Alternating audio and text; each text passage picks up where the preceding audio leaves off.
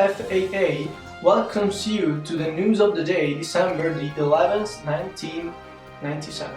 On this extraordinary day has been stipulated a new international agreement of epochal significance, the Kyoto Protocol. Now we go to Francesco, who is currently in Japan, to track the progress of the meeting. Thanks, Andrea. It's really cold in here indeed. As you said, the Kyoto Protocol represents the first attempt ever of international cooperation between nations on environmental issues. As a matter of fact, countries worldwide have defined universal strategies to face the challenge of environmental protection.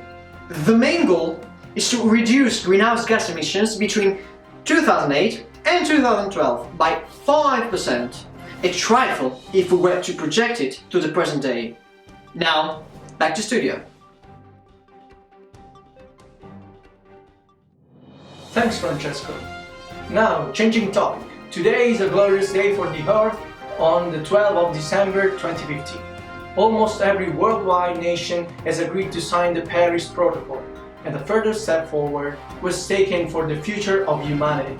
Let's hear more from our correspondent, Eduardo. It's for sure a further step for us, because with the Paris Agreement, the Kyoto Protocol system was not only overcome by extending the emissions constraints to almost all countries, but even more stringent strategies are defined. The target is to contain the rising of the global average temperature below the 2 degrees Celsius threshold, beyond which there would be no hope for our planet. Now back to studio. Thanks, Eduardo. Now another news. On the 10th and 11th of December, EU leaders approve a new binding climate target. Back to Francesco, who is oddly both in Japan and in Europe. Yes, Andrea, it's the 11th of December, and the European Council approved a binding EU target for a net internal reduction of greenhouse gas emissions by at least 55% by 2030 compared to 1990 levels, and calls on the Council and Parliament to take this new target into account in the proposed law European Union on climate and to adopt it quickly.